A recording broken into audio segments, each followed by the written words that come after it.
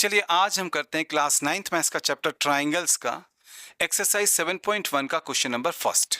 ठीक है, क्वेश्चन बहुत ही सिंपल है, बड़ा आराम से आपको समझ में आएगा, बस आपने ध्यान से देखना है। तो क्वेश्चन में हमें एक क्वाड्रिलेटरल गिवन है ACBD। तो क्वेश्चन में हमें एक क्वाड्रिलेटरल यहाँ पर गिवन है ACBD। ठीक है, एंड हमसे कहा गया है कि जो AC है वो AD के इक्वल है। तो क्वेश्चन में हमें गिवन है कि जो AC है वो AD के इक्वल है। तो यहाँ पर हमने मार्क भी किया हुआ कि ये दोनों आपस में इक्वल हैं।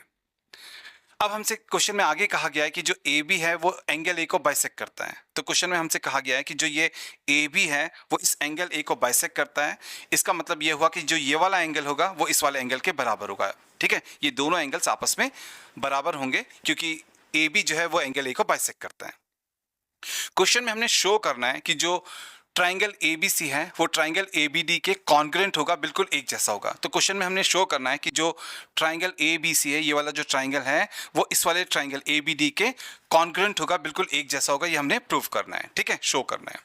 तो हमने इस फर्स्ट ट्राइंगल को इस सेकेंड ट्राइंगल के कॉन्ग्रुएंट यहाँ पर शो करना है, प्रूव करना है। ठीक है, फिर लास्ट में हमने बताना है कि जो BC एंड BD है वो किस प्रकार के साइड्स हैं, वो कैसे हैं, ये भी हमने बताना है। तो चलिए सॉल्यूशन स्टार्ट करते हैं। अब देखिए, हमने इन दो ट्राइंगल्स को कॉन्ग्रुएंट प्रूफ करना है, तो हम इन दो ट्राइंगल्स को यहां पर लिख लेते हैं। तो लिखते हैं इन ट्राइंगल, पहला ट्राइंगल हम लेंगे ABC एंड दूसरा ट्राइंगल हम लेंगे ABD। तो लिखते हैं in triangle ABC and triangle ABD। ठीक है, अब देखिए इस फर्स्ट ट्राइंगल में एंड इस सेकंड ट्राइंगल में जो AC है वो AD के इक्वल है। तो फर्स्ट ट्राइंगल का जो साइड है AC वो सेकंड ट्राइंगल के साइड AD के इक्वल है। क्यों है? क्योंकि वो हमको गिवन है ना। तो इन दोनों ट्राइंगल्स के साइड AC एंड AD आपस में इक्वल है और वो गिवन है, यहां पर हमने इसको लिख लिया। अब देखिए जो AB लाइन है ना, ये जो AB लाइन है वो एंगल A को बाइसेक्ट करता है। इसका मतलब ये हुआ कि ये वाला जो एंगल है वो इस वाले एंगल के बराबर हुआ, यानी कि इस वाले ट्राइंगल का ये वाला एंगल एंड इस वाले ट्राइंगल का ये वाला एंगल आपस में बराबर है। ठीक है, इसको भी यहां पर लिख लेते हैं कि जो एंगल CAB है, ये वाला एंगल वो एंगल DAB के इक्वल है। ठीक है, तो ये दोनों एंगल्स बराबर है, यहां पर लिख लेते हैं इस ट्राइंगल का एंगल CAB इस ट्राइंगल के एंगल DAB के इक्वल है। ठीक है, क्यों इक्वल है? क्योंकि हमें पता है AB जो है वो बाइसेक्ट कर रहा है यहां पर एंगल A को, इसलिए ये दोनों एंगल्स बराबर होंगे। अब देखिए इस ट्राइंगल में भी हमको साइड AB दिखाई दे रहा है ना। जब हम इस ट्राइंगल को बनाते हैं तो हमको साइड AB दिखाई देता है। फिर जब हम इस वाले ट्राइंगल को बनाते हैं तब भी हमें AB साइड दिखाई देता है, यानी कि जो AB साइड है दोनों ट्राइंगल्स का कॉमन साइड है। ठीक है, तो इस ट्राइंगल का AB साइड एंड इस वाले ट्राइंगल का AB साइड कॉमन है, यानी कि दोनों इक्वल साइड्स है ना, कॉमन साइड्स हैं, है ना। तो यहाँ पर लिख भी लेते हैं कि ये कॉमन साइड्स हैं और ये इक्वल है, दोनों ट्राइंगल्स के ये कॉमन साइड्स आपस में इक्वल हैं, क्योंकि एक ही साइड से वो तो ना AB ऊपर भी है नीचे भी है।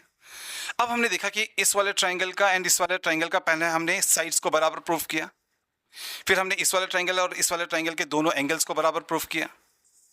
ठीक है, फिर इस वाले ट्राइंगल और इस वाले ट्राइंगल के फिर दो साइड्स को फिर यहाँ पर हमने बराबर प्रूफ किया।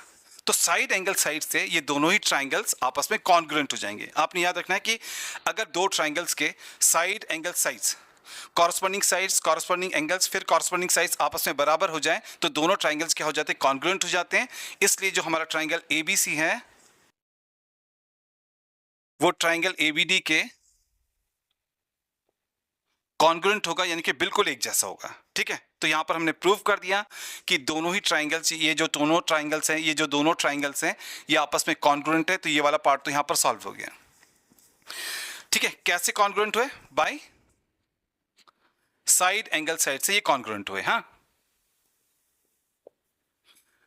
अब आपने अच्छी तरीके से याद रखना है कि जब भी दो ट्राइंगल्स कॉन्ग्रुएंट होते हैं, जब भी दो ट्राइंगल्स कॉन्ग्रुएंट होते हैं तो उनके जो कॉरस्पॉन्डिंग साइड्स होते हैं एंड जो कॉरस्पॉन्डिंग एंगल्स होते हैं वो भी बराबर होते हैं। तो आपने याद रखना है कि जब भी दो ट्राइंगल्स कॉन्ग्रुएंट होते हैं, एक जैसे होते हैं, तो उनके जो कॉरस्पॉन्डिंग साइड्स होते हैं, जो कॉरस्पॉन्डिंग एंगल्स होते हैं वो भी आपस में इक्वल होते हैं। अब देखिए हम यहाँ पर BC पर चलते हैं, तो देखिए यहाँ पर BC है। ठीक है, अब जिस प्रकार से इस वाले ट्राइंगल में यहां पर BC बना हुआ है, सेम इसी प्रकार से इस वाले ट्राइंगल में BD बना हुआ है, तो ये एक दूसरे के कॉरस्पॉन्डिंग साइड्स हो जाएंगे। ठीक है, वैसे भी आपको पता है कि ये वाला एंगल इसके बराबर है, इस वाले ट्राइंगल का ये वाला एंगल और इस वाले ट्राइंगल का ये वाला एंगल आपस में बराबर है, तो इसके अपोजिट है BC, इसके अपोजिट है BD, तो ये कॉरस्पॉन्डिंग साइड्स होंगे और ये आपस में इक्वल होंगे। तो यहाँ पर लिखेंगे कि जो BC है वो BD के इक्वल है। क्यों इक्वल है? क्योंकि ये corresponding parts of congruent triangles हैं। तो बाय CPCT का मतलब होता है corresponding parts of congruent triangle से ये दोनों साइड्स आपस में इक्वल हो जाएंगे, क्योंकि ये कॉरस्पॉन्डिंग साइड्स हैं और जब भी दो ट्राइंगल कॉन्ग्रुएंट होते हैं तो उनके कॉरस्पॉन्डिंग साइड्स आपस में इक्वल होते हैं, तो इसलिए BC बराबर BD हो जाएगा। तो हमने BC और BD के बारे में भी यहाँ पर बता दिया। तो ये हो गया हमारे इस क्वेश्चन का फाइनल आंसर।